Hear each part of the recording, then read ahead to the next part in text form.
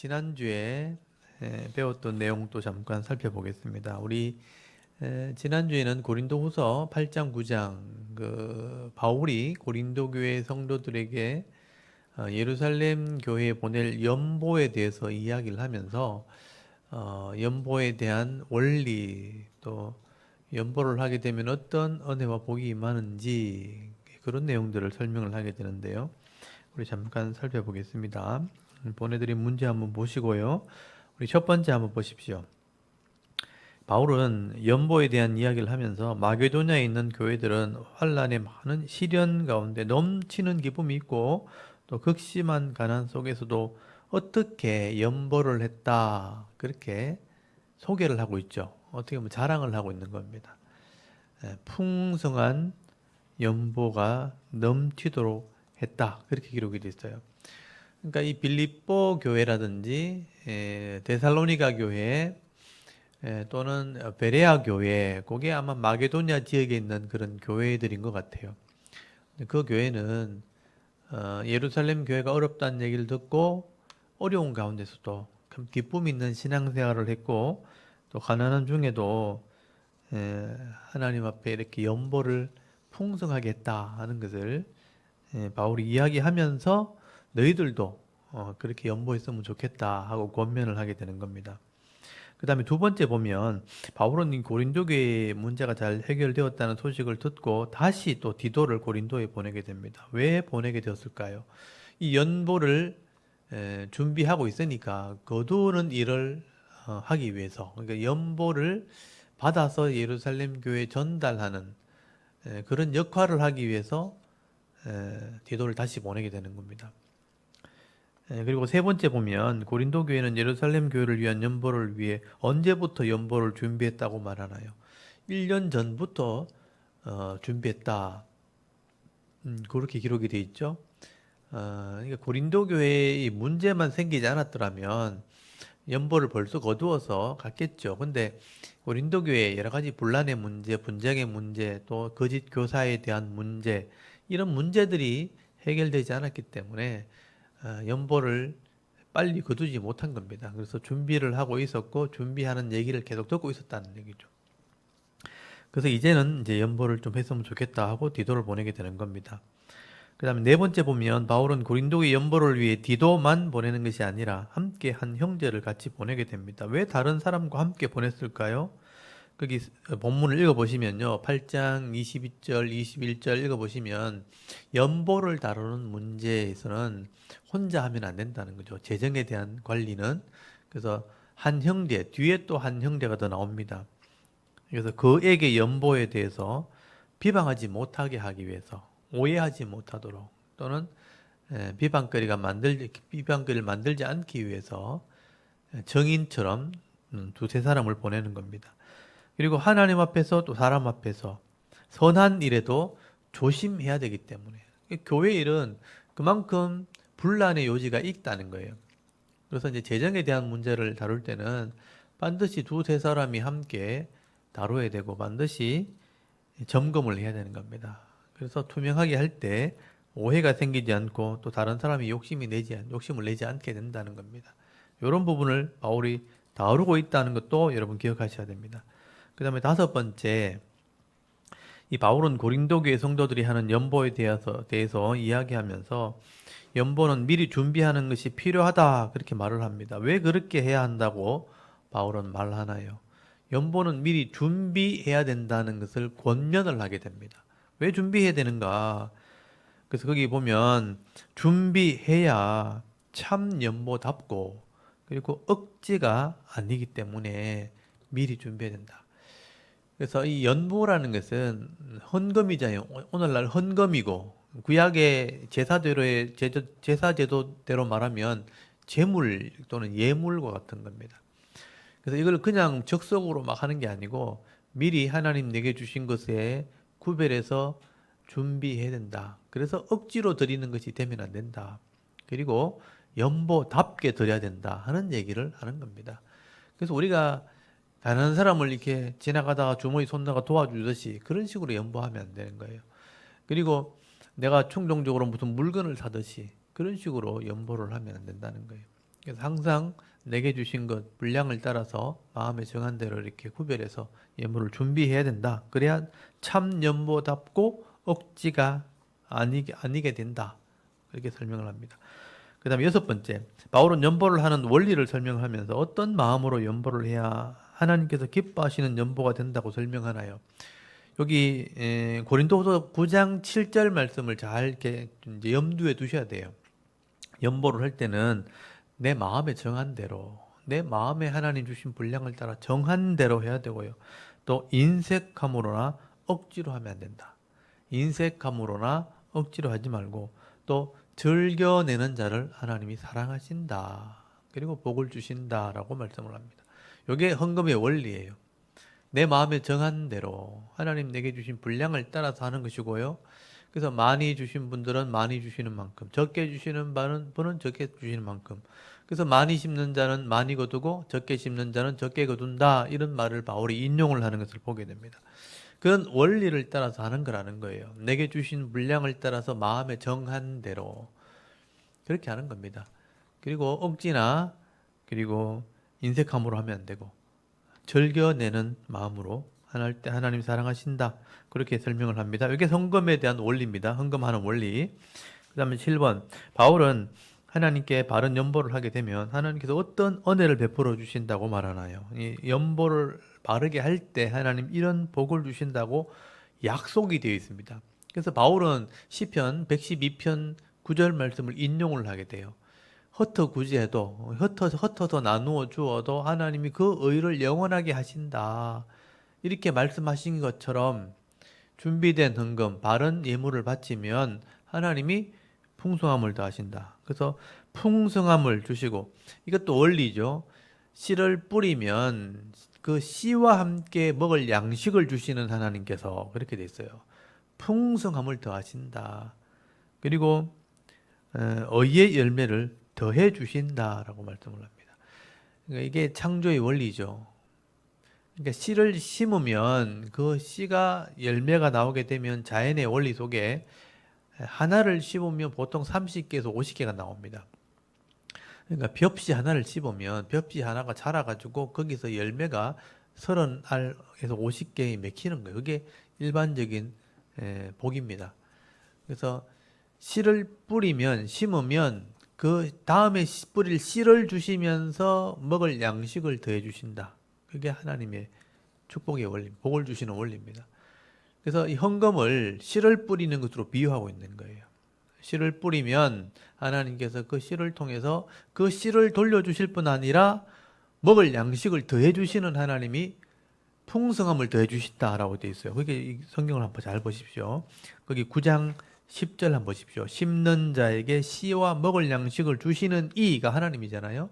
자연의 원리를 그렇게 복을 주시는 분이 너희 심을 것을 주시사. 이 헌금을 하면 연보를 씨를 뿌리듯이 뿌리면 심을 것을 다시 준다는 거예요. 그러니까 내 있는 만큼 세상적으로 계산하면 본전을 주시고 그 다음에 풍성하게 하시고 너희의 의의 열매를 더해 주신다.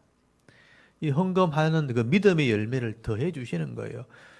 그러니까 씨를 뿌리면 그 씨와 함께 먹을 양식을 주시는 하나님께서 연보를 바치는 사람의 형편과 믿음을 아시기 때문에 그 바치는 연보를 돌려주시고 심는 것을 다시 주시고 풍성함을 더해서 의의 열매를 더해 주시는 분이 하나님이에요. 이게 복이라는 겁니다. 그 복을 하나님이 허락해 주신다. 이게 헌금의 원리입니다. 헌금해 주시는 복이라는 겁니다. 그러니까 이 복을 제대로 받아 누리는 사람이 많지 않아요. 그러니까 여러분 제대로 된 연보를 하게 되면 이 연보가 사실 하나님 주신 복에서 나온 거죠. 내 것을 바치는 게 아닙니다. 하나님 내게 주신 복에서 그 연보를 씨 뿌리듯이 뿌린다는 거예요. 교회를 위해서 여러분 기본적으로 하는 여러분 11조나 이거는요 교회를 위해서 주는 거예요. 그러니까 교회가 유지되기 위한 비용이에요. 그러니까 구약에 말하면 레위인들이 먹을 양식, 레위인들이 뭐예요? 교회 봉사하는, 성소를 봉사하는 일꾼들이잖아요. 그 사람이 있어야 성소가 유지가 된다는 뜻이잖아요. 그러니까 11조를 바쳐야 레위인들이 이 봉사를 할 수 있으니까 봉사를 해야 예배가 진행돼야 죄 문제가 해결될 수 있으니까 구약에는 반드시 있어야 되는 거죠. 그러니까 11조 예물은 교회를 유지하는 비용입니다. 그리고 주일 헌금이라든지 감사와 이 구제와 선교와 이런 것들은요, 여러분의 기업의 열매인 거예요. 감사해서 하나님께 드리는 거잖아요. 감사 예물, 제목을 따라서. 그리고 주일 헌금은 내게 주시는 은혜를 따라서 내가 하나님께 예물을 드리는 게 주일 헌금입니다. 내 믿음에 대한 하나님의 표시죠. 그런 것들이 나중에 교회를 통해서 선교 헌금으로, 구제 헌금으로, 가난한 자를 위해서 또는 공부하는 학생들의 장학금으로 그렇게 쓰여지게 되는 거예요. 어려운 성도를 위한 비용으로 쓰이게 되는 거죠. 그게 성도를 섬기는 일이 되는 것입니다. 그렇게 되면 어떻게 되는가 하면 8번에 있는 것처럼 바울은 성도들이 하는 연보를 봉사의 직무라고 표현합니다. 그 연보가 결국 성도에 의해서 쓰여지고 교회에 쓰여지니까 봉사, 이 섬김의 직무, 봉사라는 게 섬긴다는 뜻이거든요. 섬김의 직무라고 말하면서 이런 성도의 섬김, 봉사가 성도를 도울 뿐 아니라 무엇이 넘치게 한다라고 말하나요? 그 도움을 받은 성도들이요, 하나님께 감사하게 되잖아요. 어려움을 당했는데 성도들이 헌금을 해가지고 그 헌금이 그 어려운 성도에게 전해지잖아요. 그러면 그 성도는 기대하지 않은 그런 도움을 받은 거잖아요. 그러니까 이 믿음 있는 사람이라면 하나님께 막 감사하는 거예요.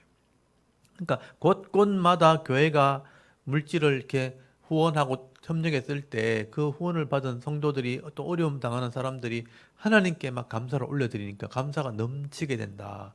그렇게 설명하는 겁니다.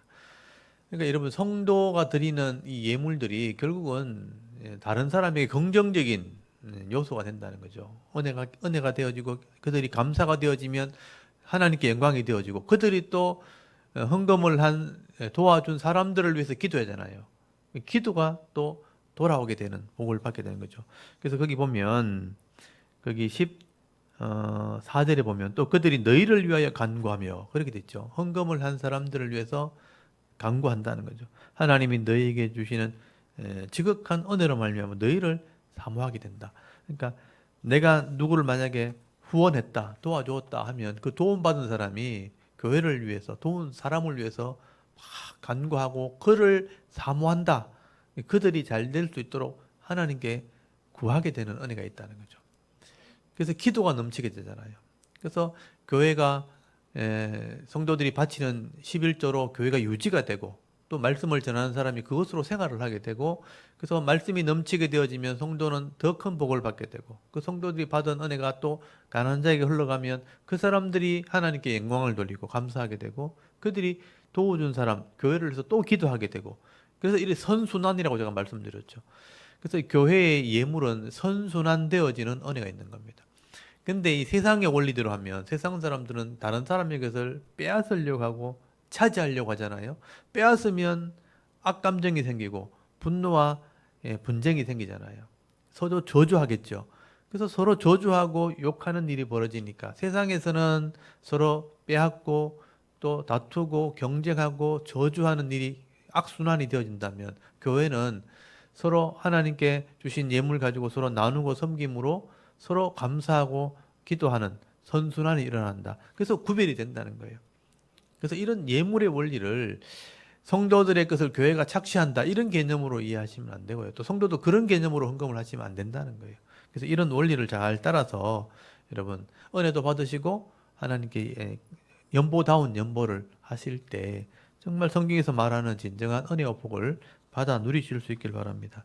그래서 이 고린도후서 8장, 9장은 연보의 원리에 대한 설명이 가장 잘 되어 있는 그런 내용 중에 하나라고 보시면 됩니다.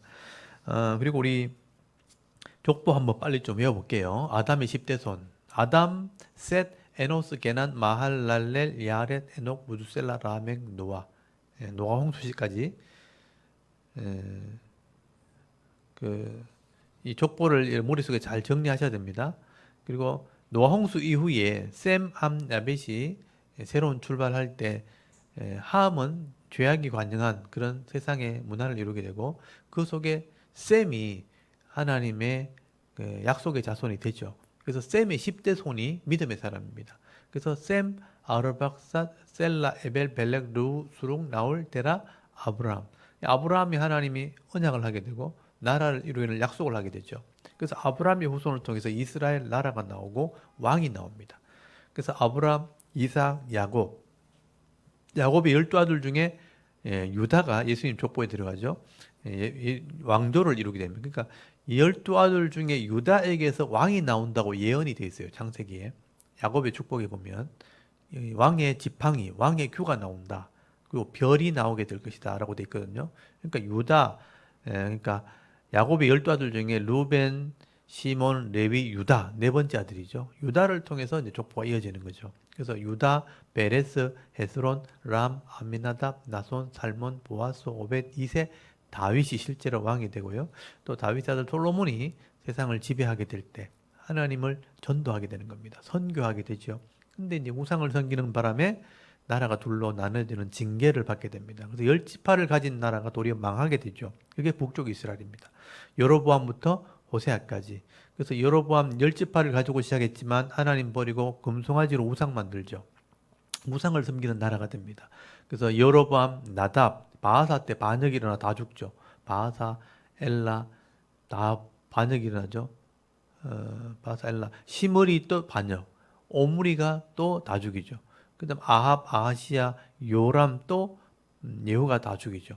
그 예후부터는 네 명의 왕이 나오죠. 요아스, 여로보암, 스가랴, 또 살룸이 반역해서 다 죽입니다. 서로 왕 되려고 뒤에는 다툼을 일으키죠. 살룸, 머나헴이 반역하죠. 브가히야가 아들 왕이 되고 베가가 또 반역하고 호세아가 또 반역합니다. 그래서 몇 개월 만에 반역이 일어나고 결국 아수르에 의해서 이 북쪽 이스라엘은 멸망을 받고 혼혈 족속과 혼합 종교가 생기게 되는 겁니다. 그 다음에 남쪽 유다는 겨우 명맥을 이어갔죠. 솔로몬의 아들 르호보암부터 나라가 망할 때까지 르호보암, 아비얌, 아사 때 좀 우상을 버리고 개혁했지만 실패하고 요사밧 때 또 개혁을 했지만 나중에 아달랴 그러니까 이세벨의 딸이 시집 오는 바람에 밑에 네 명의 왕이 타락합니다. 그래서 이 요사밧의 아들 요람, 아하시야, 요아스, 아마샤까지 다 우상을 섬깁니다. 그 다음에 우시야 때 새로운 개혁을 일으키죠. 근데 문둥병 걸려 죽고 요담, 아하스, 히스기야 때 마지막 개혁을 합니다. 근데 이제 15년 더 사는 바람에 타락을 하게 되고 므낫세가 태어나서 나라가 망하게 됩니다. 아몬, 요시야 일꾼을 키우는 말씀을 가르치는 사역을 하게 되고 그 다음에 요시야 다음에 요아하스가 애굽에 잡혀가 죽고 요호야김 1차 포로, 요호야긴 2차 포로, 시드기야 3차 포로에서 바벨론에 나라가 망하고 포로되어 잡혀가서 포로기를 겪게 됩니다. 다시 회복하고 돌아오죠. 돌아오면서 400년 동안 14대 만에 예수님이 오시게 됐죠. 또 타락하게 되니까. 그래서 여고냐부터 요야긴이죠. 여고냐, 스알디엘, 수룹바벨 때 돌아왔죠. 그리고 아비훗, 엘리야김, 아소루, 사독, 아킴, 엘리웃, 엘라살, mat단, 야곱, 요셉 예수님이 태어나셔서 하나님의 뜻을 이루고 또 이 말씀을 가르치는 사역을 통해서 하나님 나라를 보여주고 언약함을 통해서 새로운 언약이 되는 거죠. 그때 이 언약으로 모든 이방인들이 구원받고 이제 더 이상 돌아올 사람이 없고 유대인이 마지막으로 돌아오면 더 이상 회개할 사람이 없죠. 그러면 마지막에 이 땅을 심판하겠다. 죄인들을 다 구원하고 돌아올 사람이 없을 때, 더 이상 회개할 사람이 없을 때 마지막 이 땅을 심판하시고 영원한 하나님 나라를 이 땅에 이루겠다 한 게 성경의 얘기입니다. 그래서 사실은 이 죄인들을 구원하는 이야기가 바로 성경의 핵심된 내용이죠. 그래서 역사 속에 이런 내용을 기록했다는 겁니다. 그래서 오늘 바울이 이방인에게 이걸 전하면서 이런 복음을 믿지 못하고 말씀을 믿지 못하고 세상과 자꾸 섞이게 될 때 이런 문제가 생기게 된다. 그 문제를 해결하기 위해서 쓴 게 고린도전서, 고린도후서입니다. 그래서 오늘 내용들도 한번 살펴보도록 하겠습니다. 오늘은 고린도후서 10장을 다 펴놓으시고 8장, 9장은 연보에 대한 문제. 8장까지는 고린도교의 문제가 해결되지 않아가지고 그 편지를 떠서 엄한 편지를 떠서 디도를 보내가지고 해결하기 위해서 늦게 오는 바람에 디도를 만나서 해결되었다, 잘 됐다 하는 보고를 받게 되고 그리고 3장부터 7장까지 그 고린도교의 문제를 일으켰던 거짓 사도와 사도를 비교하면서 우리는 이런 일꾼들이다. 말씀을 전하는 사람은 이런 일꾼이 되어야 된다. 그래서 그리스도의 향기 같은 사람이 되어야 된다. 새 언약의 일꾼이 되어야 된다. 의의 일꾼이 되어야 된다. 영의 일꾼이 되어야 된다. 또 화목하게 하는 직분을 가진 사람이 되어야 된다. 이런 직분에 대한 얘기를 하면서 잘 해결되었으니까 이제 8장, 9장 이제 연보를 했으면 좋겠다. 그리고 이제 10장에 넘어오면 10장부터 마지막 13장까지는 아직까지 변화되지 않았던 진짜 고린도 교회에 문제가 됐던 거짓 사도를 책망하는 내용이에요. 그 사람들 회개하지 않으면 내가 그냥 두지 않겠다. 그러면서 그 사람들이 뭐가 잘못됐는지 그 잘못된 것을 지적하고 난 뒤에 그 잘못된 지도자거든요. 이 사람은 그냥 평신도가 아니고 고린도교의 거짓 사도입니다. 거짓 교사 또는 거짓 목사입니다. 그래서 이 바울이 아주 이렇게 강한 표현을 썼죠. 사탄의 일꾼들이다. 그렇게 표현을 써요. 그래서 이런 사람들과 자기를 비교하는 그 사람들이 뭐라 그랬냐면 바울은 사도도 아니고 그리스도 일꾼도 아니고 그러니까 바울이 잘못됐다고 가르쳤다는 게 이 사람들이. 그래서 내가 잘못된 게 아니고 그 사람들이 잘못된 거다 하는 얘기를 하기 위해서 바울이 강한 표현을 쓰게 되는 거죠. 그래서 고린도후서 10장부터 13장까지는 바울의 굉장한 표현들이 나옵니다. 굉장히 강한 표현들이 나옵니다. 어디에도 없는 이런 바울이 강한 표현이 나오는데 이게 바울이 좀 이성적인 감정이 좀 섞여 있어요. 바울이 이렇게 화를 낸 적이 잘 없어요. 근데 여기는 굉장히 분노하고 있고 화를 내는 흔적들이 나옵니다. 그래서 이런 부분을 분위기를 보면서 잘 보셔야 됩니다. 여러분 10장 1절 한번 보십시오. 끝에 아까 9장 마지막 절에는 잘 해결되었고 연보했으면 좋겠다. 이래가 감사하노라 하고 끝났거든요. 좋게 끝났잖아요. 근데 10장에 딱 넘어오면 너희를 대면하면 유순하고 유순하다는 말이 사실은 내가 기가 죽고 또는 초라하고 얼굴로 대하면 내가 초라해지고 너희를 떠나 있으면 내가 용감한 담대한 내 바울은 이제 그리스도의 온유와 관용으로 친히 너희에게 권하고 또한 우리를 육신을 따라 행하는 자라고 여기는 자들에게 그러니까 바울을 육신을 따라 행하는 욕심대로 살아가는 그런 지도자라고 생각하는 자들에게 대하여 내가 담대히 강하게 대하는 것 같이 너희와 함께 있을 때 나로 하여금 이 담대한 태도로 대하지 않게 하기를 구하노라. 그러니까 굉장히 화가 났다는 표현을 하고 있는 거예요. 그러니까 이 10장부터가 완전히 분위기가 다른 거예요. 왜 다를까? 그래서 예전에는 이 10장부터 너무 분위기가 다르니까 10장부터 13장까지는 이게 다른 편지인데 그냥 뒤에 붙었는가 보다라고 생각할 정도였어요. 그렇게 해도 돼요, 사실은. 이걸 먼저 쓴 편지가 아닌가. 그래서 이제 이걸 그렇게 되면 이제 이 성경에 대한 오류에 대한 문제가 나오기 때문에 그래서 이걸 그냥 그대로 두고 그렇다면 엄한 편지는 따로 보냈을 거다 이렇게 이제 추정을 한 거죠. 그리고 이제 10장부터는 그들에 대한 책망이라고 이제 해석을 한 겁니다.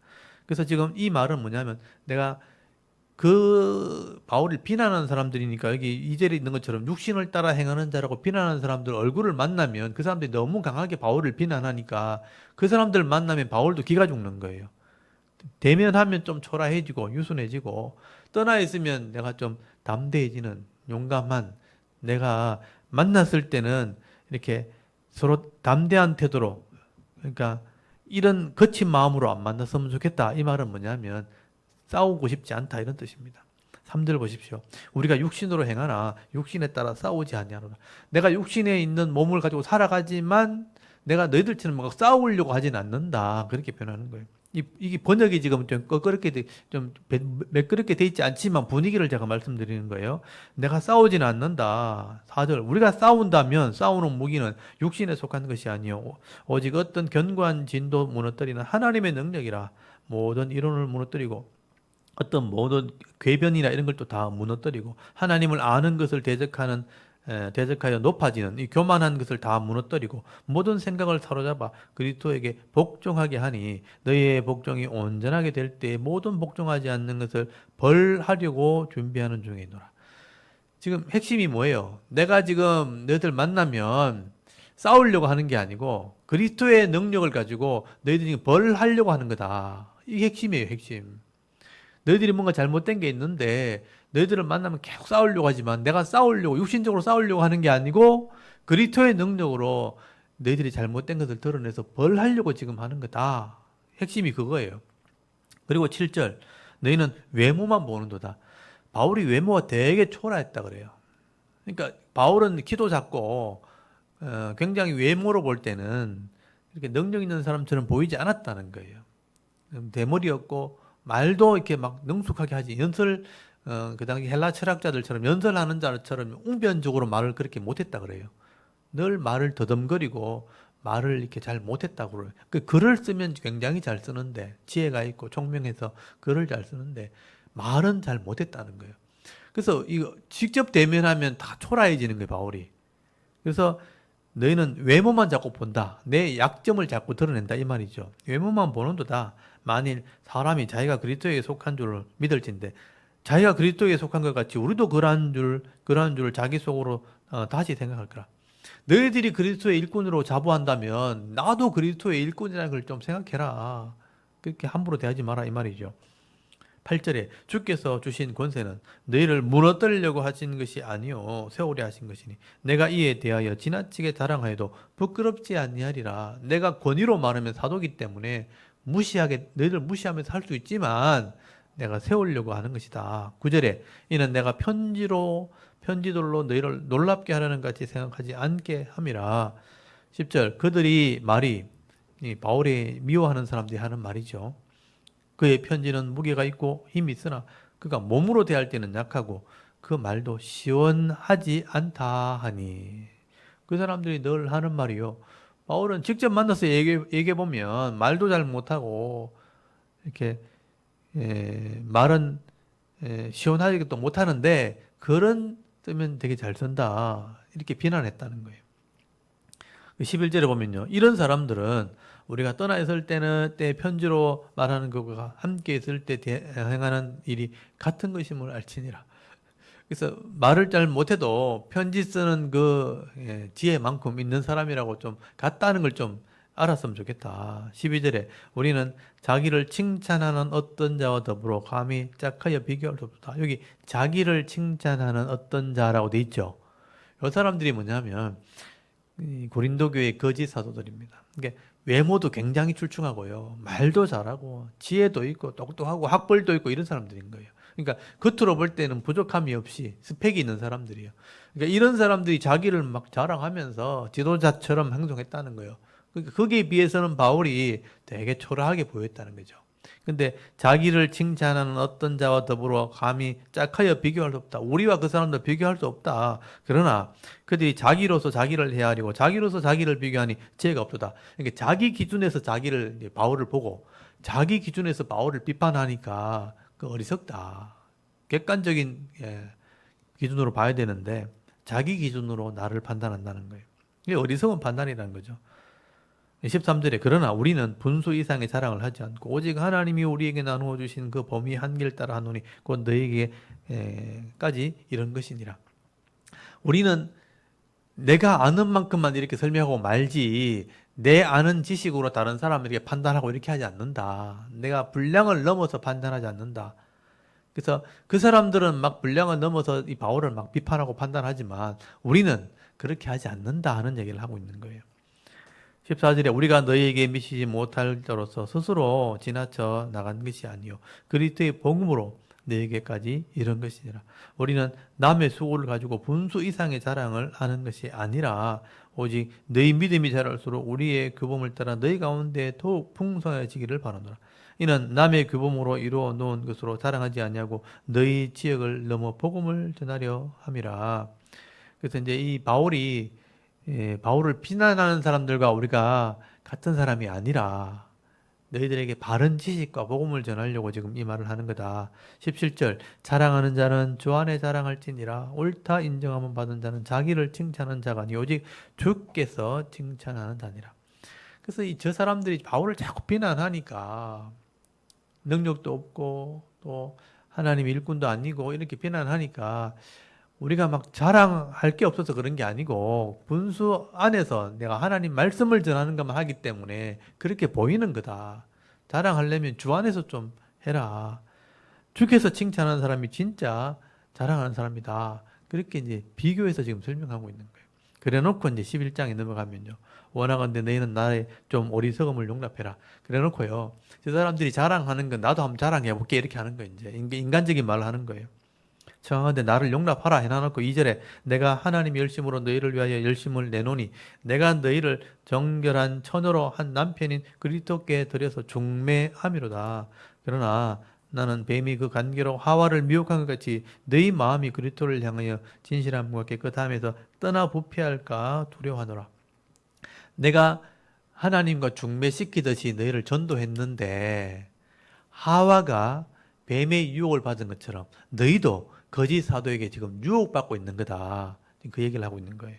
4절에 만일 누가 가서 우리가 전파하지 않은 다른 예수를 전파하거나 혹은 너희가 받지 않은 다른 영을 받게 하거나 혹은 너희가 받지 않은 다른 복음을 받게 할 때 너희가 잘 용납하는구나. 여러분, 하와가 뱀의 유혹을 받아가지고 선악을 알게 하는 나무 열매 먹고 죄를 지었죠. 그렇게 실족했던 것처럼 너희도 다른 예수를 전하고 다른 영을 전하고 다른 복음을 전하는데 하와처럼 실족하는 거 아니냐. 잘 받아들이는구나. 그래서 여기 보면 다른 예수, 다른 영, 다른 복음이 나오죠. 그러니까 이게 거짓 사도가 했던 짓이에요. 다른 예수가 있어요. 이게 이단이잖아요. 다른 영, 성령이 아닌 악한 영이죠. 귀신의 영. 또 여기 보면 다른 복음이 나오잖아요. 말씀이 아닌 다른 지식, 세상의 지식을 전하는 거죠. 근데 이 사람이 받아들였다는 걸 얘기하는 거예요. 다른 지도자가 지금 있다는 걸 얘기하는 거죠. 5절 나는 지극히 크다는 사도보다 부족한 것이 조금도 없는 줄 생각하노라. 내가 비록 말에는 부족하나 지식에는 그렇지 않냐니 이것을 우리가 모든 사람 가운데서 모든 일로 너에게 나타내오노라. 바울은 말은 진짜 부족한가 봐요. 말을 이렇게 자꾸 하는 거 보면 말을 이렇게 떠듬떠듬 하는가 봐요. 이렇게 능숙하게 못하고. 근데 지식에는 그렇지 않다는 거예요. 그래서 말 잘 못하시는 분도 위로를 받으십시오. 바울도 말을 못했다는데. 근데 글은 이렇게 잘 썼잖아요, 또. 잘하는가 하면 되죠. 7절 내가 너희를 높이려고 나를 낮춰 하나님의 복음을 값없이 너에게 전함으로 죄를 지었느냐? 바울이 막 자랑하지 않고 말씀만 제대로 전하기 위해서 내가 좀 낮아져도 그냥 용납하면서 막 전했단 말이에요. 근데 이게 내가 죄를 지은 거냐? 내가 비난받을 말한 거냐? 이 말이죠. 8절 내가 너희를 섬기기 위하여 다른 여러 교회에서 비용을 받은 것은 탈취한 것이라. 여기 이제 8절부터 하는 얘기가 뭐냐면요. 바울이 고린도 교회에서는 사례금을 받지 않았어요. 그게 고린도 교회도 나오잖아요, 문제. 한번 고린도전서에서 이 문제 한번 나오죠. 사례금 받지 않은 문제. 소가 입에 망을 씌우는 것은 하나님께서 밭에 있는 것을 이렇게 망을 씌우지 말라 한 것은 밭에 있는 걸 먹게 하는 거다. 이거는 교회 일꾼들을 위해서 한 거 아니냐. 그렇게 얘기하죠. 그래서 바울이 고린도 교회에 비용을 받지 않으니까 이 사람들이 비난을 한 거죠. 그 잘못된 지도자들이 저 사람이 왜 비용을 못 받느냐. 자격이 없어 못 받는 거다. 이러면서 막 비난한 거예요. 사도가 아니니까. 자격이 안 되니까. 그게 비용 안 받는 거지. 그래 놓고 다른 교회 가서는 비용 잘못 받더라. 그런 얘기야. 왜냐하면 빌립보 교회에서 주는 거 받았죠. 데살로니가 교회에서 주는 거 받았죠. 다 받았거든요. 근데 고린도 교회에서만큼 안 받은 거예요. 그러니까 그 사람들하고 비교될까 봐 일부러 바울이 그렇게 하지 않은 거예요. 그걸 고린도전서에 설명을 하거든요. 근데 이거 가지고 비난을 하니까 바울이 지금 비꼬아서 하는 말이에요. 너희들에게 비용을 받지 않고 다른 데서 비용 받은 것은 내가 강탈한 것 같다. 왜냐하면 이 고린도에서는 사례를 받지 않으니까 비용이 부족하잖아요. 그 사람들에게 비용을 받아서 내가 떴다. 그래서 8절, 9절에 보면요. 또 내가 너희와 함께 있을 때 비용이 부족했다고 돼 있잖아요. 사례금을 안 받으니까 부족하였으되 아무에게도 누를 끼치지 아니하였으면 마게도냐에서 온 형제들이 나의 부족한 것을 보충하였습니다.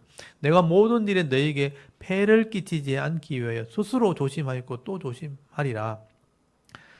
그래서 이 사례금을 고린도교에 일부러 받지 않고 비용이 부족하니까 마게도냐니까 빌립보 교회나 데살로니가 교회 성도들이 선교 헌금하는 걸 받았단 말이에요. 그러니까 그 사람들이 그렇게 비용을 받는 거 보면서 자격이 없으면서 다른 교회 사람들 걸 막 빼앗는 거 아니냐 이런 식으로 비난을 하는 거예요. 그럼 내가 강탈하는 것처럼 된 건데 근데 그게 아니고 내가 너희들의 폐를 끼치지 않으려고 조심하고 조심했는 것이다. 그리고 19절에 보면요. 10절 보시면요. 그리스도의 진리가 내 속에 있으니 아가야 지방에서 나의 이 자랑이 막히지 아니하리라. 어떠한 까닭이냐? 내가 너희를 사랑하지 아니함이냐? 하나님이 아시느니라. 12절 나는 내가 해온 그대로 앞으로도 하리니 기회를 찾는 자들이 그 자랑하는 일로 우리와 같이 인정받으려는 그 기회를 끊으려 함이라. 여기 보면 기회를 찾는 자들 하는 거 보이죠? 사실 바울이 복음을 전해서 교회가 생겼고 브리스길라 아굴라 그 집사들이 함께 이 고린도 교회를 세웠잖아요. 근데 바울이 복음을 전하고 헌신하고 말씀을 가르쳐서 교회가 생겼는데 뒤에 들어온 이 거짓 사도들이요, 자기들이 교회를 세운 것처럼 그렇게 막 자랑거리를 만들어 버린 거예요. 그래서 그래놓고 바울을 이제 막 비난하고 막 바울을 쫓아내듯이 그렇게 해버린 거예요. 그러니까 바울이 속이 상한 거죠. 그래서 기회를 찾는 자들이라고 그렇게 표현하는 거예요. 그런 기회를 내가 끊으려 함이라. 거기 보면 13절 한번 보십시오. 그런 자들은 거짓 사도다라고 표현되어 있잖아요. 거짓 사도예요. 속이는 일꾼이니 자기를 그리스도의 사도로 자랑하는 자들이에요. 실제로는 말씀을 제대로 가르치지 못하면서 또는 거짓 예수, 다른 영, 다른 복음을 전하면서 자기들이 진짜 사도인 것처럼 가장을 했다는 거예요. 그래놓고 내가 부족함이 없는 사도와 같은 나를 비난하면서 쫓아냈다는 거예요. 그러니까 바울이 이런 얘기를 하는 거죠. 그래서 14절에 이것은 이상한 일이 아니라 사탄도 자기를 광명의 천사로 가장하나니. 그러므로 사탄의 일꾼들도 자기를 의의 일꾼으로 가장하는 것이 또한 대단한 일이 아니니라. 그들의 마지막은 그 행위대로 되리라. 그래서 사탄의 일꾼이 있다는 거예요.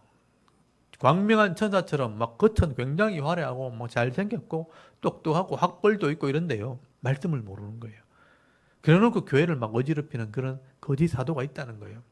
그러니까 외모가 너무 출중하니까 사람들은 외모만 자꾸 보니까 그 사람들이 진짜 목사고 진짜 사도인 것처럼 막 따라가는데 그 사람들의 말을 다 믿는 거예요. 그러니까 진짜 의의 일꾼들을 막 쫓아내도 사람들은 그걸 모른다는 거예요. 그래서 바울이 이런 얘기를 하는 것입니다. 그런 사람들을 내가 사도로 받아들였다는 거예요. 그러니까 사탄의 일꾼들이다. 그래서 그 행위대로 하나님이 심판하게 될 거다. 근데 성도들이 불쌍하잖아요.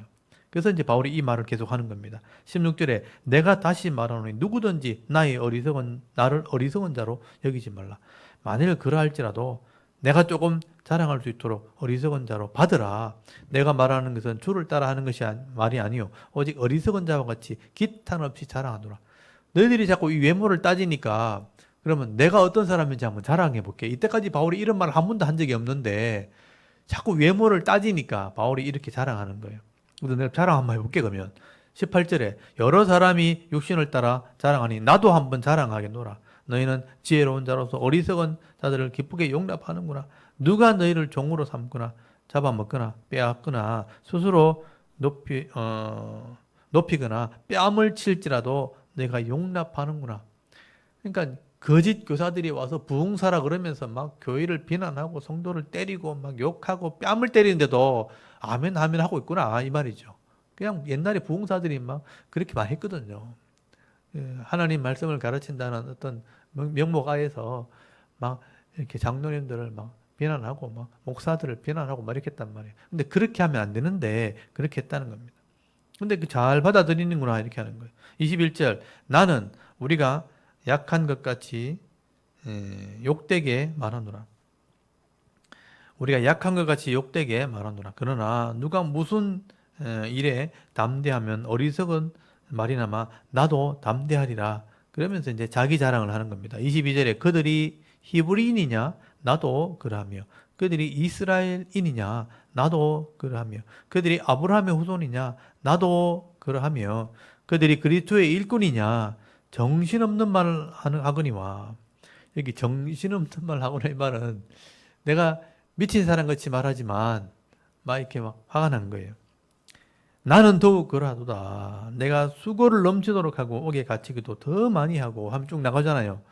그러니까 거짓 사도들이 학벌을 자랑하고 가문을 자랑하고 자기 어떤 지금 히브리인 중에 히브리인이고 이스라엘 중에 이스라엘 사람이고 아브라함의 후손이고 이런 정통파 유대인이라는 걸 막 자랑했단 말이에요. 그러니까 바울도 한 번도 그런 얘기를 하지 않다가 나도 그렇다. 나도 그게 따지면 부족함이 없다. 왜냐하면 이 바울은 바리새파, 정통 바리새파의 후손입니다. 그래서 나도 그러다. 그리고 그들이 그리스도의 일꾼이라 그러는데 정신없는 말 하지 마라. 좀 이게 속된 말이죠. 예. 미쳤나 이런 말이 미쳤나.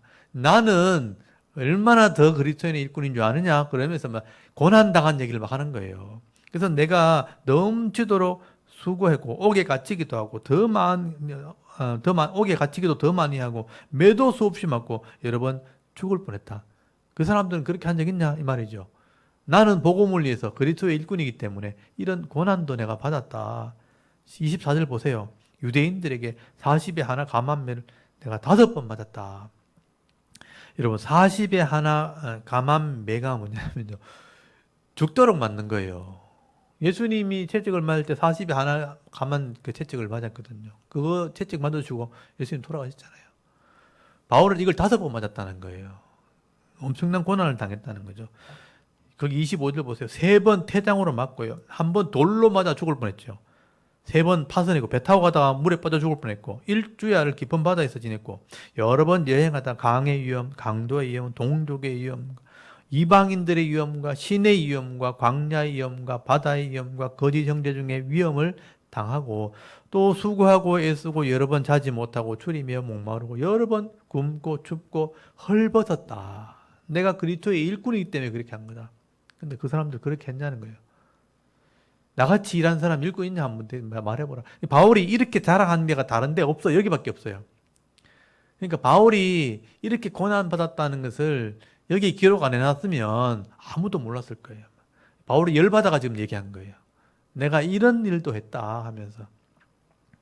그리고 28절 이 일은 고사하고 아직도 날마다 내 속에 놀라운 눌리는 일이 있으니 곧 모든 교회를 위하여 염려하는 것이라. 누가 약하면 내가 약하지 아니하며 누가 실족하게 되면 내가 애타지 아니하더냐. 내가 부득불 자랑할진데 내가 약한 것을 자랑하리라.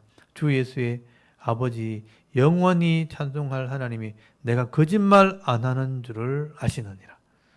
내가 이렇게 솔직하게 다 얘기한 거다. 그러니까 내가 이렇게 고난을 받았지만 진짜 내 마음에 눌리는 것은 교회를 위해서 내가 염려하는 마음이다. 약하면 내가 약한 것처럼, 아프면 내가 아픈 것처럼, 내가 실족하면 내가 애타하면서 너를 위해서 내가 헌신하고 수고했다. 내가 그리스도의 일꾼이다. 그렇게 얘기하는 거죠. 31절에 주 예수의 아버지 영원히 찬송하실 하나님이 내가 거짓말 아니하는 줄 아시느니라. 다메섹에서 아레다 왕의 고관이 나를 잡으려고 다메섹 성을 지켰으나 나는 광주리를 타고 들창문으로 성벽을 내려가 그 손에서 벗어났노라. 바울이 다메섹에 가서 복음을 처음 전했거든요. 그러니까 다메섹 도상에서 예수님을 만나고 난 뒤에 변화되어져서 그때부터 복음을 전하면서 이런 고난을 받았다는 얘기를 하게 되는 겁니다. 그리고 이제 여기서 멈추지 않고 12장에 넘어가면요. 무익 하나만은 내가 부득불 자랑하노니 뒤에 환상과 계시를 말하리라. 이제 육적인 것을 자랑했다면 12장에는요. 내가 영적인 것을 자랑해 보겠다는 거예요. 그래서 2절에 보면요. 내가 그리스도 안에 있는 한 사람을 아노니 그는 14년 전에 셋째 하늘에 이끌려간 자라. 근데 이 영적인 체험을 바울이 했었는데 이거 감히 자기라고 얘기하기 좀 뭐하니까 한 사람을 내가 아는데 하면서 그렇게 표현한 거예요. 셋째 하늘이면 뭐냐면요.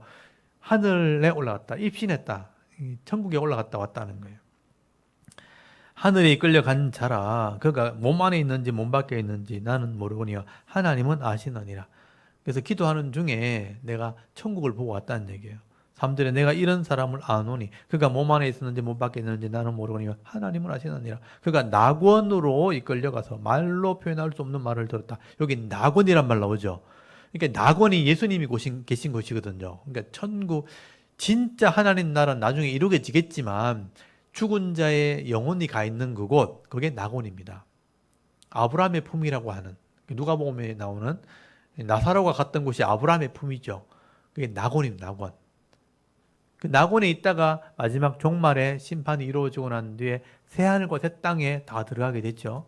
그래서 이 하나님의 나라 보통 우리가 천국이라고 표현하고 있지만 여기는 낙원이라는 표현을 쓰는 거죠.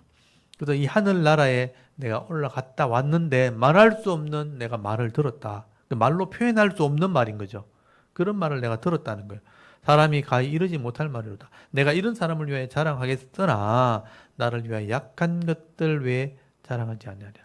그러니까 이런 것을 얘기하면 엄청난 이게 사람이 볼 수도 없는 거고 아무도 모르는 것이잖아요. 내 혼자 말할 수밖에 없는 건데 이걸 막 말하면 헛소리처럼 들릴 수 있잖아요. 그래서 그걸 막 말하려고 하다가 들었었는데 그걸 자랑하기보다는 내가 왜 이렇게 약하게 되었는지를 내가 자랑하겠다. 그게 뭐냐면요. 너무나 영적인 것을 확실하게 보고 왔기 때문에 하나님이 나를 교만하지 않게 하려고 육신의 가시, 고통을 더해주는 거예요. 그래서 겉으로 볼 때 내가 약해 보인다. 이런 말을 하는 거예요. 근데 사실은 이걸 좀 뒤집어서 얘기하면요. 바울이 하는 사역이라는 것이 이방인에게 처음 복음을 전하는 사역이잖아요. 인류 역사상 이방인에게 유대인으로서 처음 복음을 전하는 건데 그러면 이게 엄청난 고난과 많은 수고를 해야 된단 말이에요. 근데 그 일을 하기 위해서는 분명한 확신이 없으면 못해요. 그 확신을 주시기 위해서 하나님이 하늘을 보여준 거예요, 사실은요. 그러니까 모세에게도 하나님 영광을 보여줬거든요. 에스겔에게 하나님 영광을 보여줬어요. 다니엘에게 보여줬어요. 그 모세가 일하는 시대는 애굽에서 이들을 끄집어내는 역할, 아무도 믿지 않는 그런 상황에서 모세가 확신이 필요했기 때문에 영광을 보여준 거예요.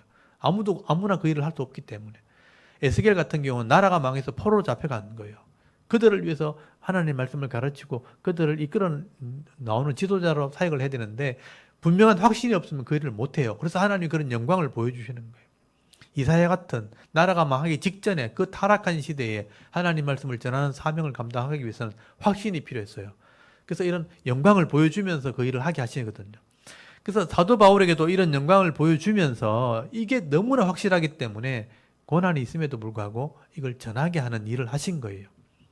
그러니까 하나님의 영광이 너무 크기 때문에, 본 게 너무 크기 때문에 자만하면 안 되죠. 그래서 또 고통을 더해 주신 거예요. 근데 그게 내 약함이 되었다. 이 약함이 도리어 내 자랑이다. 그렇게 표현하는 거예요. 6절 한번, 12장 6절 한번 보십시오. 내가 만일 자랑하고자 해도 어리석은 자가 되지 아니할 것은 내가 참말을 함이라. 그러나 누가 나를 보는 바와 내게 듣는 바에 지나치게 생각할까 두려워하여 그만두노라. 그러니까 내가 이런 말 하는 게 교만스럽게 보일까 봐 이 자랑은 더 이상 하지 않겠다. 7절 여러 계시를 받은 것이, 계시가 뭐냐면 열어서 보여주는, 하나님 나라 아무도 못 보는 건데 조금 열어서 보여준 걸 내가 봤다는 거죠. 열어서 보여주는 계시를 받은 것이 지극히 크므로 너무 자만하지 않게 하시려고 내 육체의 가시 곧 사탄의 사자를 주셨으니, 육체의 가시가 뭐냐면 질병의 고통입니다. 그러니까 늘 아프게 한 거죠. 골골하게 한 거예요. 근데 그 아픔 때문에 죽진 않아요. 죽지는 않는데 늘 골골하는 거예요. 그러니까 아플 때 어떻게 해요? 분명한 확신은 있고 아픈데 일은 해야 되잖아요. 하나님을 의지하게 되는 거죠. 그러니까 약하면 하나님을 더 의지하게 되니까 그게 도리어 강함이 되었다, 이런 표현을 쓰는 거죠. 그래서 육신에 가시고 사탄의 사자를 주셨으니, 그러니까 너무 고통스러우니까 사탄이 나를 괴롭히는 것 같다. 그래서 사탄의 사자라고 표현하는 거예요.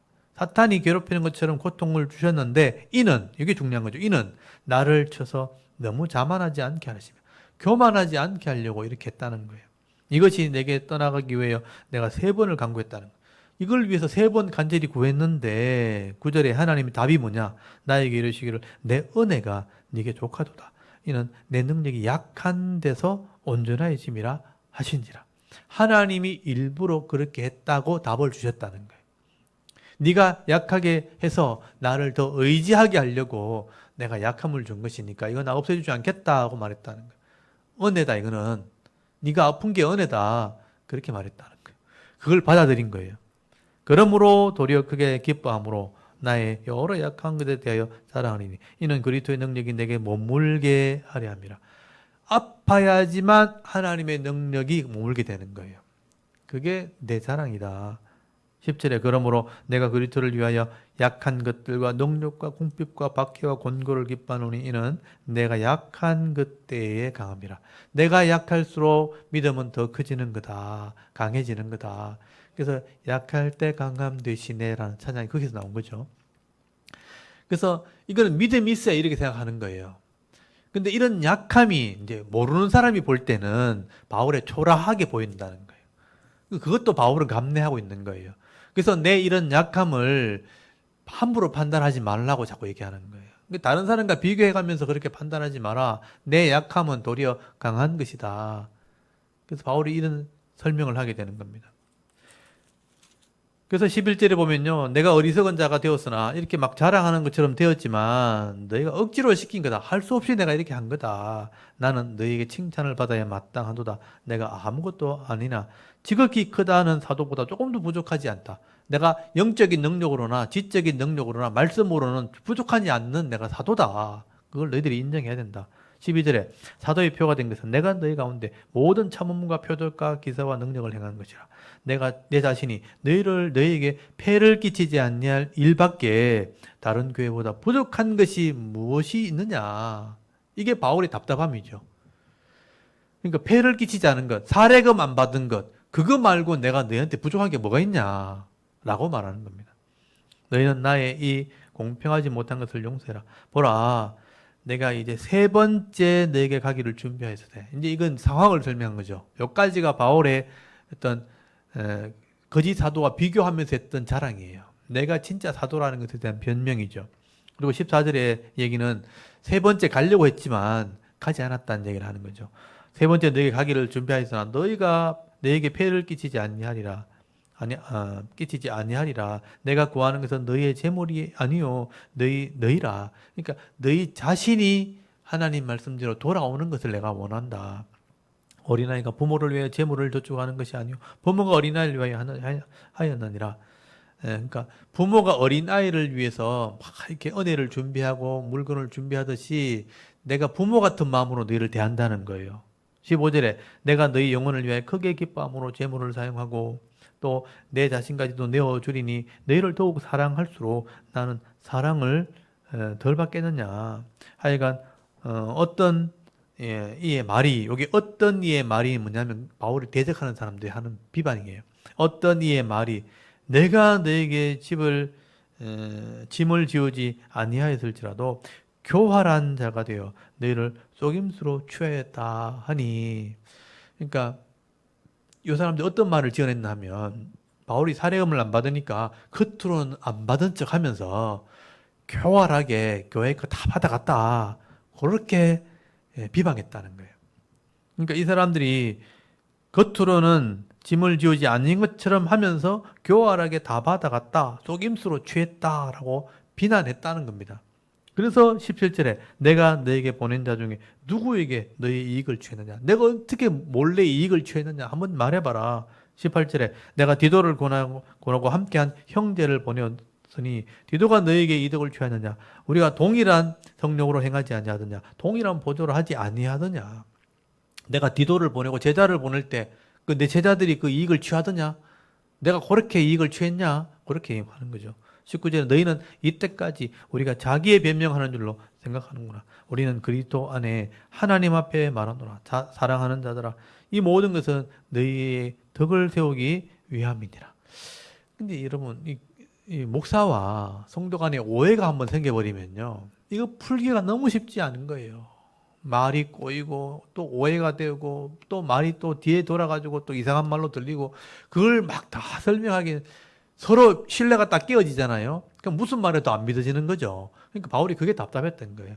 그래서 내가 이게 참말이라 정말 이게 오해가 아니고 내 진짜 모습이다 이러면서 계속 쓰는 거예요. 그래서 저는 그래도 바울이 이렇게 이걸 풀기 위해서 진실하게 막 글로 써내려갔다는 거예요. 이거를 내가 이런 사도였고 이런 일꾼이었고 이런 진실한 일꾼이었다 하는 것을 이렇게 막 이렇게 써내려가는 거예요. 내가 이렇게 하는 게 내가 변명하는 것처럼 생각하는데 그렇지 않다라고 설명하는 겁니다. 내가 너희를 위해서 이렇게 하는 거다. 그러면서 이제 20절에 내가 갈 때 언젠간 만나야 되잖아요. 갈 때 너희를 내가 원하는 것 같이 보지 못하고 또 내가 너희가 원하지 않는 것과 같이 보일까 두려워하며. 그러니까 원하지 않는 것처럼 된다는 게 뭐냐면 서로 오해를 풀고 잘 되기를 바라고 갔는데 그렇게 안 되고 서로 또 오해가 되고 또 다투면 어떡하나. 원하는 모습으로 되지 않는 모습이 될까봐 또 두렵다. 그래서 이 바울이 두려워하는 것을 좀 써놓고 있죠. 또 다툼과 시기와 분냄과 당짓는 것과 비방과 수군거림과 거만함과 혼란이 있을까 두려워하고. 여러분 이게 이제 고린도 교회와 바울에게 생기는 문제예요. 다툼, 시기, 분냄, 당짓는 것, 비방, 수군거림, 거만함, 혼란 이런 것들이 교회 안에 있었다는 거예요. 이게 계속 될까 봐 두렵고 21절 또 내가 다시 갈 때 내 하나님이 나를 내 앞에 낮추실까 두려워하고 그러니까 하나님이 나를 이렇게 막 제대로 말도 못하게 만들어 가지고 또 비난받게 될까 봐 또 두렵고 또 내가 전에 죄를 지은 여러 사람의 그 행한 바 도로움과 엄란함과 호색함을 회개하지 아니함 때문에 슬퍼할까 두려워하느라. 내가 말씀을 전하고 편지를 쓰고 이렇게 계속 권면을 했는데 가보니까 끝까지 회개하지 않고 대드는 사람이 있으면 또 어떡할까. 그것 때문에 두렵다. 지금 바울이 지금 이 편지를 써놓고도 직접 만나면 이렇게 될까 두려워하고 있다라는 설명을 하고 있잖아요. 예, 그래서 이제 이 상황들이 사실은 이제 세 번째 가려고 했다가 이제 편지를 쓰게 된 이유가 이것 때문에 그렇거든요. 그래서 13절에 보면 13장에 가면 내가 이제 세 번째 너에게 가리니 두세 증인의 입으로 말미암아 확정하리라. 그러니까 세 번째 가려고 하다가 편지를 쓴 거거든요. 편지를 엄한 편지 써가지고 해결됐다는 얘기 듣고 지금 고린도후서를 이거 쓴 거예요. 그래서 이 편지를 쓰고 난 뒤에는 세 번째 간다는 거예요. 그게 뭐냐면 연보를 거두러 가는 거예요. 여기 2절 한번 보십시오. 내가 이미 말하였거니와 지금 떠나 있으나 두 번째 대면하였을 때와 같이 두 번째는 아까 갔다 왔잖아요. 그때 쫓겨났거든요. 전에 죄 지은 자들과 그 남은 모든 사람에게 미래만 하노니 내가 다시 가면 용서하지 않으리라. 이제 편지를 써냈고 이제 회개했다 그러고 끝까지 회개하지 않는 그런 사람이 몇 사람이 있는데 내가 가면 그 사람 내가 반드시 내가 책망하겠다. 3절 이는 그리스도께서 내 안에서 말씀하시는 증거를 너희가 구함이니 그는 너희에 대하여 약하지 않고 도리어 너희 안에 강하시니라. 예수님이 그렇게 하신다는 거예요. 4절 그리스도께서 약하심으로 십자가에 못 박히셨으나 하나님의 능력으로 살아계시니 우리도 그 안에서 약하나 너희에게 대하여 하나님의 능력으로 그와 함께 살리라. 그래서 우리는 약하지만 그리스도가 능력으로 너희를 변화시킬 거다. 너희를 책망할 거다. 그리고 5절에 너희는 믿음 안에 있는가 너희 자신을 시험하고 너희 자신을 확정해라. 이게 이제 그 책망받을 사람, 잘못한 사람들에게 하는 말이에요. 너희 스스로가 너희를 돌아봐라. 너희 자신을 잘못된 게 있는가 시험해보고 그리고 확정해라는 게 뭐냐면 고쳐졌다는 것을 확인해라. 너희 스스로가 이 말을 듣고 너희 스스로 돌아와야 된다. 그거를 확정해라. 예수 그리스도께서 너희 안에 계신 줄 너희가 스스로 알지 못하느냐? 그렇지 않으면 너희는 버림받은 자되라. 이렇게까지 하고 이렇게까지 편지를 해서 말해줬는데도 그리스도가 너희 안에 없다면 그리스도가 너희 안에 있다면 예수님이 너희를 변화시켰을 것이고 만약에 내가 변화되지 않고 끝까지 악으로 있다면 그리스도가 너희 안에 없는 거다 그러면 너희는 버림받은 자다 그러면 더 이상 방법이 없다 이렇게 설명한 거죠. 6절 우리가 버림받은 자가 되지 아니한 것을 너희가 알기를 내가 바라고 우리가 하나님께서 너희로 악을 조금도 행하지 않게 하기를 구하노니 이는 우리가 옳은 자임을 나타내고자 함이 아니라 오직 우리는 버림받은 자가 될지라도 너희는 선을 행하게 하고자 함이라. 야, 바울은 참 내가 지금 잘났다고 이런 얘기 하는 게 아니고 너희 버린 자다 이런 말 하는 게 내가 잘났다고 하는 말이 아니고 우리는 버림받을지라도 너희는 구원받아야 되지 않겠는가. 그래서 꼭 회개하라고 내가 이런 말 하는 거다. 여러분 뒤집어 얘기하면 바울이 이런 말이에요. 너희는 꼭 회개해야 된다. 돌아와야 된다. 그래서 내가 이런 말까지 하는 거다. 8절에 우리는 진리를 거슬러 아무것도 할 수 없고 오직 진리를 위할 뿐이니 우리가 약할 때 너희가 강한 것을 기뻐하고 또 이것을 위하여 구하니 곧 너희가 온전하게 되는 것이라. 바울은 지금 고린도교의 성도 생각밖에 안 하는 거예요. 우리는 약하더라도 버림받더라도 너희는 구원받아야 되지 않겠는가. 꼭 회개해라. 돌아와라. 너희를 구하기 위해서 온전하기 위해서 내가 이렇게 하는 거다. 우리는 진리 밖에 떠날 수 없다. 10절 한번 보십시오. 그러므로 내가 떠나 있을 때 이렇게 쓰는 것은 대면할 때 내가 서로 얼굴을 대할 때 주께서 너희를 넘어뜨리려 하지 않고 세우려 하여 내게 주신 그 권한을 따라 엄하게 하지 않게 하렵니다. 내가 가서 엄하게 됐다는 건 뭐냐면 너희들이 회개하지 않았다는 거잖아요. 너희들이 회개하고 순종함으로 같이 화해하고 잘 받아들이면 좋겠다. 그런데 내가 대면할 때 너희들이 회개하지 않는다면 내가 너희를 꼭 넘어뜨려야 되지 않겠는가. 그렇게 되지 않았으면 좋겠다. 엄하지 않게 하기 위해서 내가 이 편지를 쓰는 거다.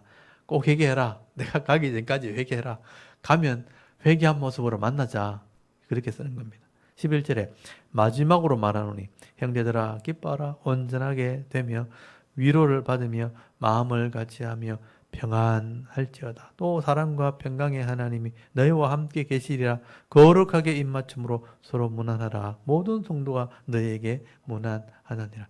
바울이 이제 마지막 이제 뚜껑을 덮으면서 화목하고 평안해야 된다. 회개하면 그렇게 된다 이 말이죠.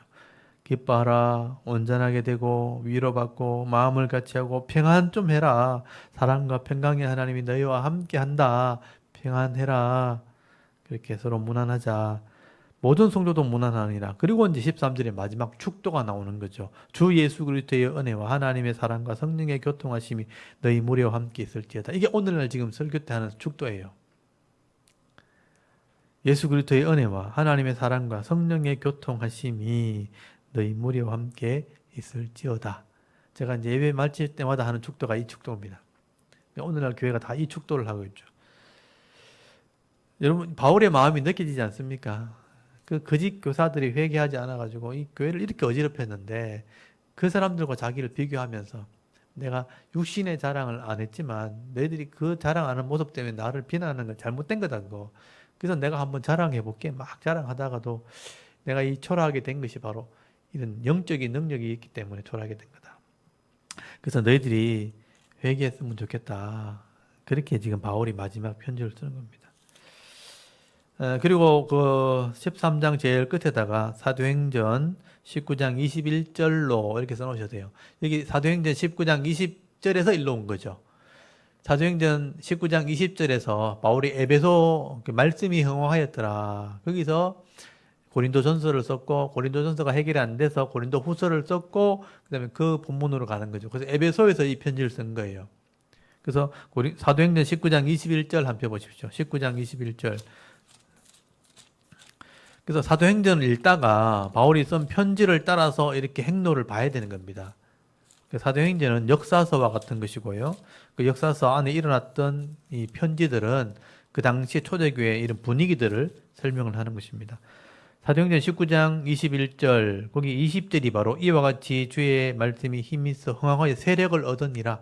바울이 에베소 교회 사역을 하고 있을 때 고린도 교회 문제를 들었고 편지를 쓴 겁니다. 그래서 고린도 전서 후서 써놓으시고 그 다음에 21절 이 문제가 해결됐잖아요. 그래서 내가 세 번째 간다 그랬잖아요. 그래서 거기 21절 보면 행로가 나오죠. 이 일이 있은 후에 바울이 마게도냐와 아가야를 거쳐 예루살렘에 가기로 작정하여 이르되 내가 거기 갔다가 후에 로마도 보아야 하리라. 그러니까 마게도냐 가서 연보 거두고 아가야 고린도 지역 가서 연보 거두고 예루살렘에 가서 연보를 전하고 난 뒤에는 내가 로마도 갈 계획을 세우고 있다라고 설명하고 있죠. 네, 그래서 이제 뒤에 이제 행로가 나오는 거죠. 근데 22절에 자기를 돕는 사람 중에 디모데와 에라스도 두 사람이 마게도냐를 보내고 자기는 아시아에 또 얼마 동안 있다가 그때쯤 되어 이 도로 말미암아 이 복음을 전하는 것 때문에 적지 않은 소동이 일어나게 됩니다. 그래서 이 고린도 에베소 지역에서 큰 소요가 일어나고요. 예수 믿는 사람 때문에 바울 때문에 데모가 일어납니다. 우상을 만드는 사람이 장사가 안 되는 거예요. 그래서 데모를 일으키는 바람에 이 데모가 정리되고 난 뒤에 바울이 내가 떠나야 되겠다 하고 에베소를 떠나면서 마게도냐로 가게 되는 거예요. 그래서 여기 보면 마게도냐로 미리 보냈죠. 디모데와 에라수도라는 사람을 또 보냈죠. 이게 연보를 보내기도 하고 거두기도 하고 디도를 미리 보내놨기 때문에 또 이제 이 사람들을 보내가서 미리 준비를 하게 하는 겁니다. 그리고 이제 바울이 이제 마게도냐 지역으로 떠나게 되는 과정들을 쭉 설명을 하게 되는 거예요. 요런 부분들은 제가 이제 다음 주 행로에 설명을 하면서 좀 설명을 드리도록 하겠습니다. 지금 우리 몇 주간에 걸쳐서 지금 고린도 전서와 고린도 후서 말씀을 좀 정리를 한 거예요.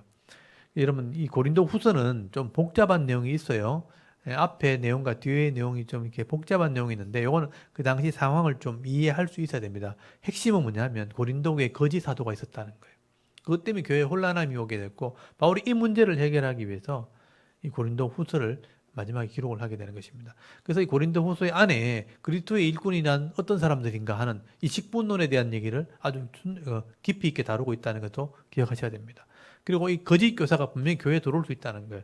그러니까 오늘 많은 교회가 말씀을 제대로 배우지 못하면요, 교회에 혼란함이 생기게 됩니다. 다툼도 있을 수 있고 분쟁도 있을 수 있고. 그걸 해결하는 길은요, 결국은 그리스도의 능력이죠. 바른 말씀에 대한 가르침, 또 바른 성령의 은혜 이런 것이 있어야지만 교회가 그 문제가 해결되어집니다. 그래서 하나님께서 그 일을 해결하시고요. 이 거짓 사도는 행위대로 하나님이 갚으신다, 심판하신다고 되어 있습니다. 그래서 성도들은 그러니까 이런 잘못된 교사를 거짓 사도를 따라가지 않도록 말씀에 늘 능한 사람이 되어 있어야 되는 거죠. 그래서 말씀으로 분별하지 않으면 이 분별하지 못하게 되기 때문에 그래서 말씀을 잘 배우셔야 되는 것입니다. 오늘 여기까지 하고 우리 다음 이렇게 고린도 교회의 문제가 해결되고 난 뒤에 바울이 나중에 마게도냐로 이동하게 되어지고 나중에 이제 고린도까지 가게 됩니다. 고린도까지 가게 되는 내용들이 뒤에 나오게 되는데 이 고린도에 가서 이 문제를 또 이제 마지막으로 해결을 합니다. 해결하고 난 뒤에 로마를 이제 예루살렘을 거쳐서 로마를 갈 계획을 세웠잖아요. 그래서 로마를 가기 전에 이제 로마서를 쓰게 돼요. 로마서가 고린도에서 쓰여지게 되는 것을 확인하게 될 텐데, 이제 다음 시간에 이런 행로들을 제가 좀 정리하도록 하겠습니다. 오늘 여기까지 하도록 할게요. 우리 잠깐 기도하고 마치겠습니다. 하나님, 오늘도 이 샤론 성경 강좌를 통해서 이 고린도